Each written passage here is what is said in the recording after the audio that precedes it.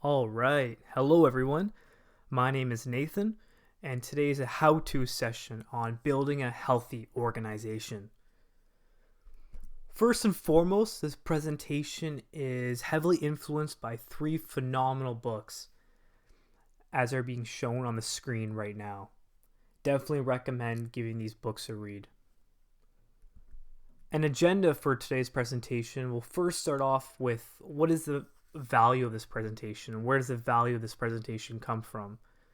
The presentation will then go into what our current state of wellness is in the workplace, where there might be a little bit of a discrepancy in how we're going about wellness, what the solution to this discrepancy is, how to act on this solution, and then we'll summarize with some take-home points.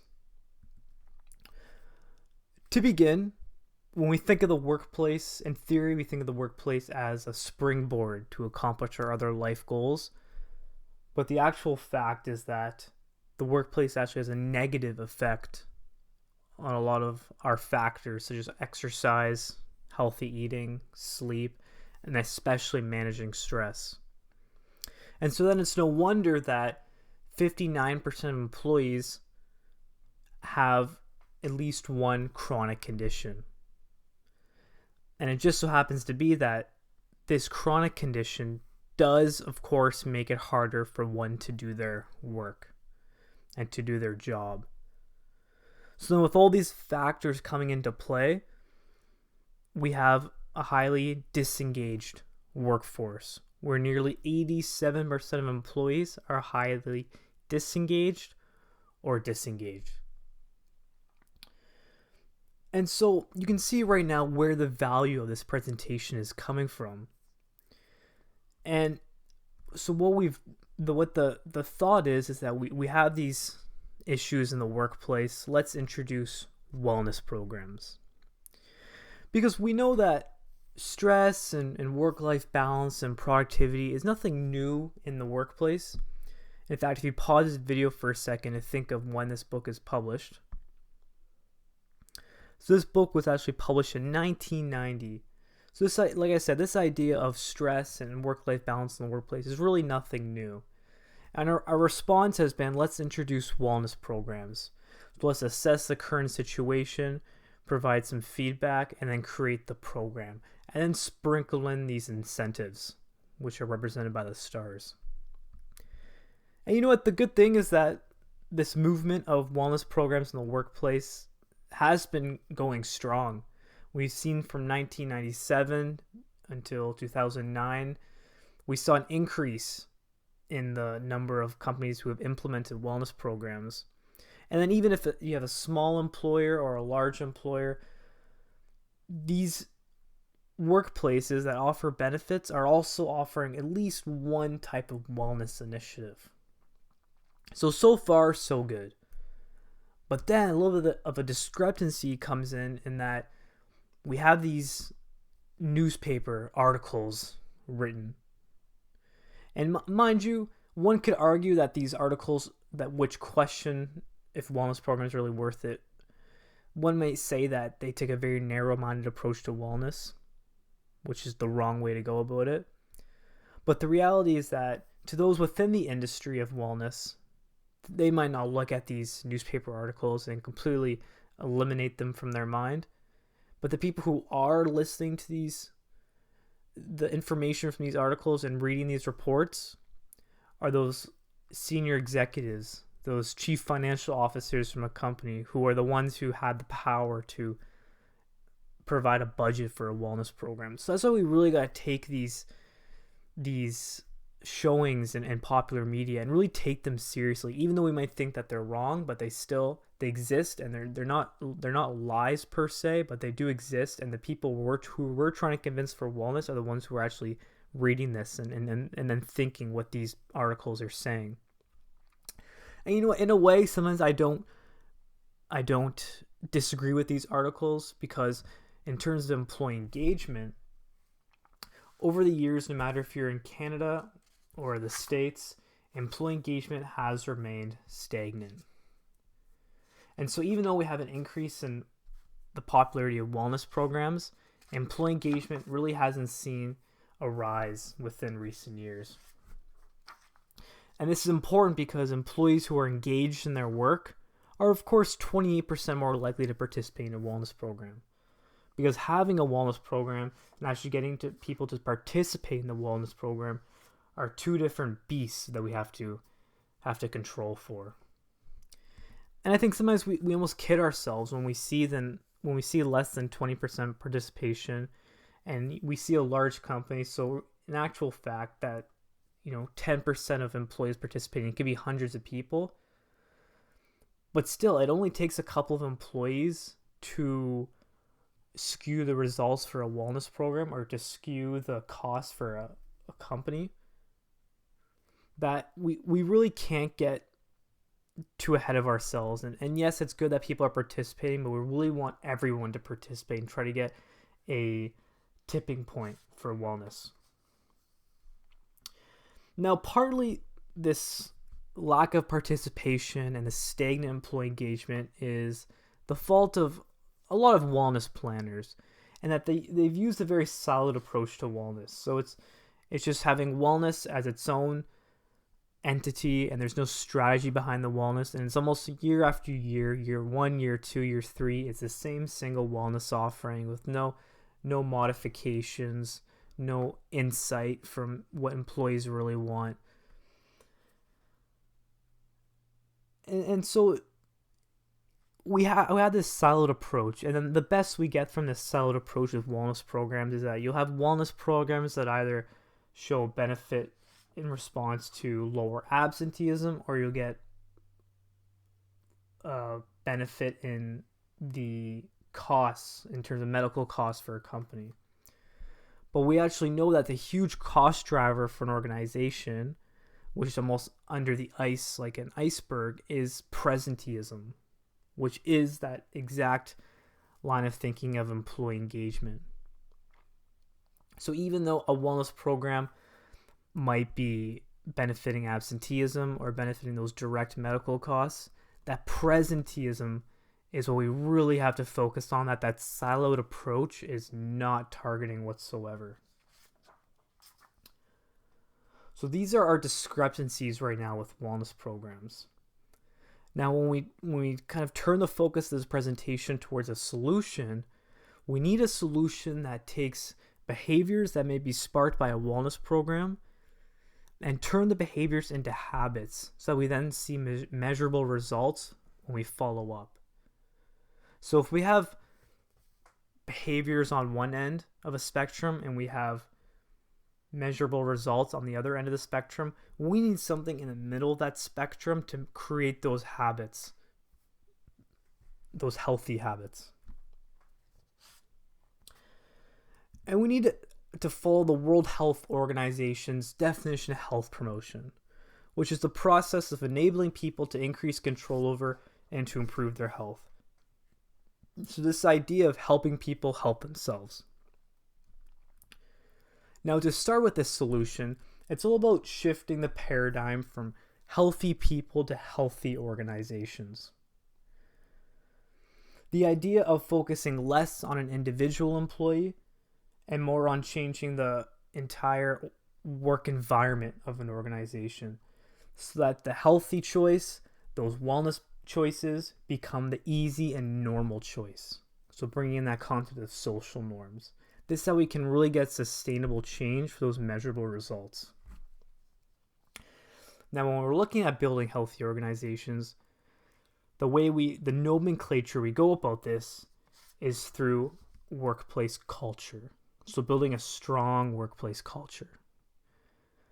Literature shows us that employees are actually 3 times more likely to engage in their well-being when their workplace has a favorable culture of health.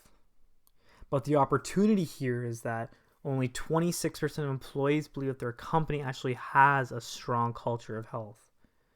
So by far less than half of workplaces have a strong culture of health. Now, what does this kind of culture mean? This culture means more than just physical and mental health, but it also means financial well-being and career well-being and interpersonal relationships.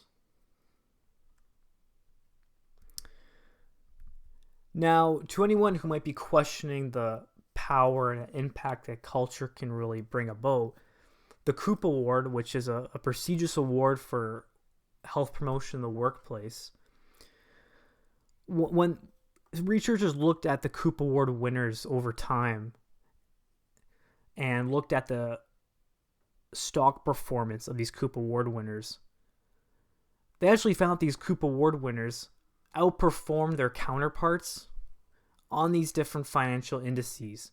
So this is what an organization is all about. It's all about increasing their stock performance and having strong performance on these indices. And this is exactly what these Coop Award winners have been doing. Now, what has been the secret of these award winners is that they've been able to implement a culture of health, a socially responsible workplace culture that really favors wellness. Because culture are those hidden cues. They're the cues that either make health and wellness the acceptable practice within a workplace.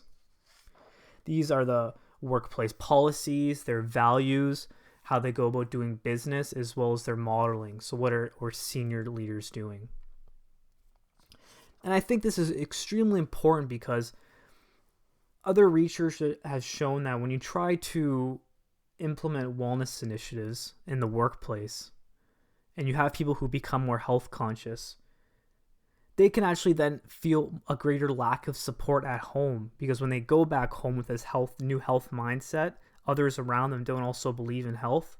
So they feel like this lack of support at home. And so even if you're in the workplace and you have these programs and seminars on health, but the culture that exists within that workplace, the collective social norms of everyone, if they don't accept health and wellness, then people are going to even feel lack of support at the workplace, where they spend 1/3 of their hours anyways. And so it's funny that culture represents these cues, or these cultural prompts to make it normal or abnormal to engage in certain practices. Now we've covered the solution to this employee engagement discrepancy, the solution being culture. And now how can we act on this solution is to once again bring up employee engagement. Now, if you pause this video for a moment and just think of, from all these factors listed in this slide, which factor do you think is most heavily influenced for employee engagement? So the answer is that confidence in senior leadership has been shown to have the greatest influence, with relationship with one's manager coming in second place here. So, we know that leaders set the tone for an organization, but managers set the permission. It's who employees actually see on a regular basis and do their projects with. So managers are 70% responsible alone for the overall participation of employees for wellness programs. Now, it's interesting how employee engagement is so heavily favored in the relationship of managers and in the confidence in senior leadership. But today's work environment, another kind of sad point for this presentation, is that the work environment, there are issues when it comes to supervisor and manager support and workload and being informed about decisions and rewards in the workplace. So we now know why employee engagement has remained stagnant, is because these various factors that totally are not even technically wellness related are becoming a negative of the workplace. And so we call this employees functioning at low capacity, where they're stressed out, where they have low creativity then, where they have low motivation in their work, low trust in their leaders, and then low commitment as well. Now, this is wholeheartedly brought up because if we're going to go about wellness, we really got to first focus on employee engagement. So it's a matter of improving this employee engagement, minimizing the gap between effort and reward, as well as minimizing the gap between demand and control. have employees functioning at a higher capacity to then introduce wellness later on. I can only imagine in a workplace where you have this low capacity and you have employees who have low trust and who have low commitment to their jobs. And then a company suddenly then wants to implement a wellness initiative.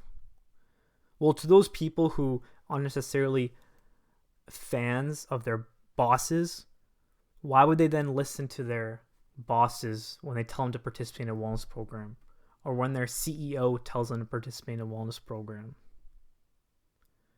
They, if they're at low motivation in their jobs, and so we're almost setting ourselves up for failure, because then they're going to be low motivated in actually carrying through these wellness initiatives. It's almost like these people at low capacity think a wellness initiative and a wellness program is just another thing to do on their plate of tasks. So that's why when we talk about how to develop a culture, it's really touching base with employee engagement. Now, another part of the employee engagement model that's of high influence is this idea of professional and personal growth. It's this idea of individuals wanting to become a better version of themselves. Now, how to go about a pulse check for personal and professional growth is through the Gallup Q12 Employee Engagement Survey, where the top of this survey, which is almost like the Maslow's hierarchy of needs, is this question about employees' willingness to learn and grow, to be motivated and committed to their work, to take on new tasks, to be creative.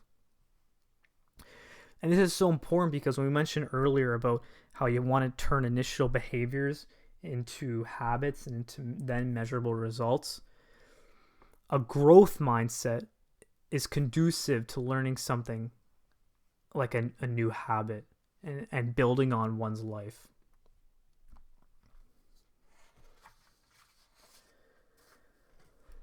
Now, another practical strategy on how to implement culture within a workplace is through using the standard for psychological health and safety. Now, if you pause this moment, you can probably guess the top left block here, which factor that block is. So go ahead and pause this video for a moment. Now, this block is organizational culture. So first and foremost within the standard is organizational culture. And what's really great about the standard is that there's an entire section on basic human needs. This idea of autonomy, competence, belonging in a workplace.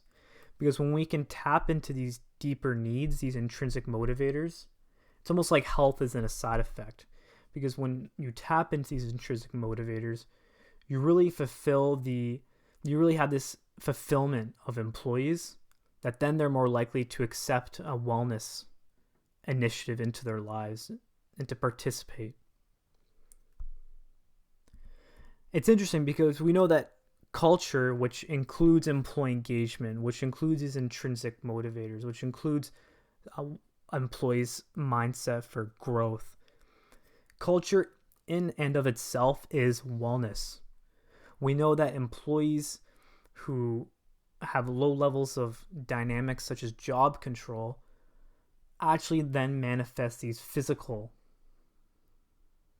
health dangers such as diabetes. So this is why, even though employee engagement and culture might not seem like a wellness initiative, it really is. Now, the next couple slides will summarize the entire presentation and really emphasize the power of culture. So when we look at the Life-Ivey ROI study, a fantastic study of Canadian data, when you have two companies, Company X and Company Y, and you look at these companies and you see why did Company X show more favorable results than Company Y when they were both given treatment and control groups for wellness offerings. It's because Company X had that culture set in place, that culture that values healthy habits and values social support towards employees when they're trying to build these these health behaviors into habits. So it's that culture is the foundation.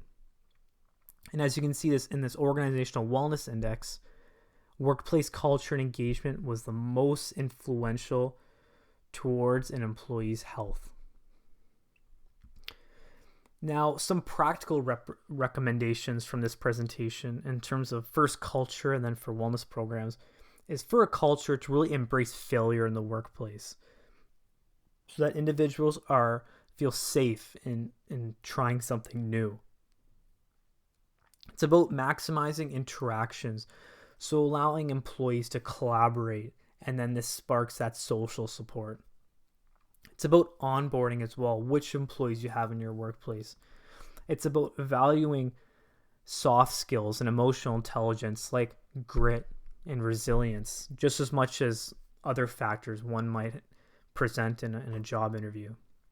It's also about looking at corporate social responsibility. So going beyond just how much money is a company donating to a nonprofit, but how does a company go about their social and environmental practices when they're creating their product or service? And finally, for culture, it's looking at the built environment. So do employees have a chance to step away from their work in a more quiet area, or is there natural lighting coming in? And quieter levels of sound at certain times of the day. For wellness programs, it's about including stories, that lived experience of employees, so that when other employees see these stories of their fellow individuals in the workplace, they think, oh, that's one of us, and they can feel empowered to then participate themselves. It's also about perhaps going stealth with wellness programs. So sometimes not only may mental health have a stigma, but wellness and health in general may have a stigma, the healthy person. And so it's about going about wellness as a form of learning and development and labeling it as learning and development instead of simply wellness.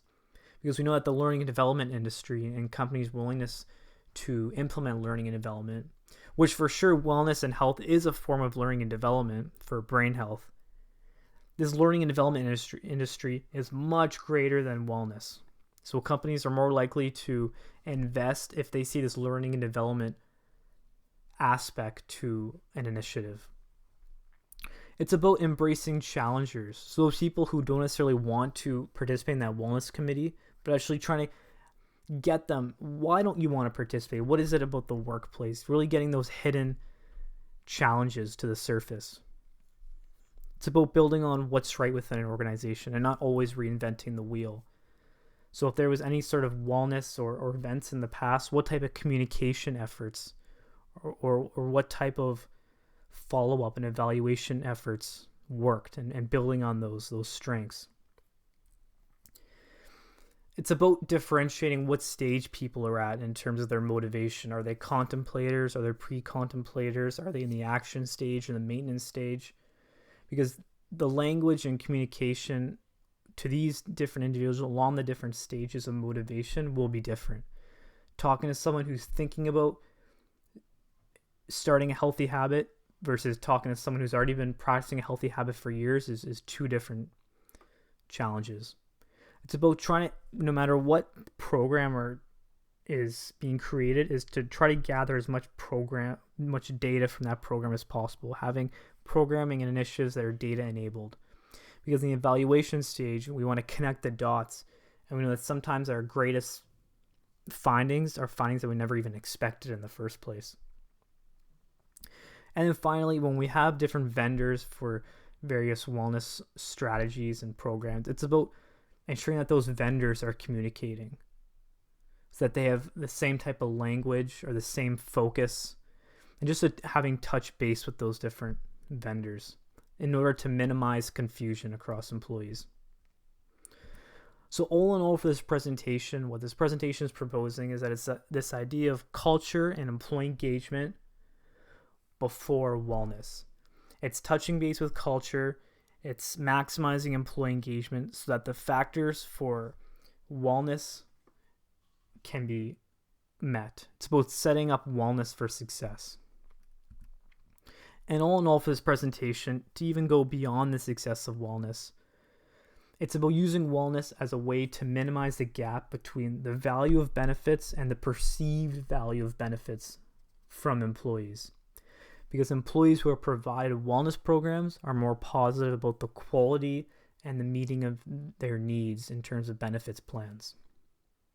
So if you can get an engaged employee who's then satisfied in their work, they're engaged, they're satisfied, they're more likely to practice wellness. And of course, even in this big picture, they're more likely to say that these benefit plans are meeting their needs and of high quality. So with that being said, like I said, my name is Nathan. This is my email, and I'm active on LinkedIn to continue this conversation. And most of all, thank you for listening to how we can use culture to build a healthy organization.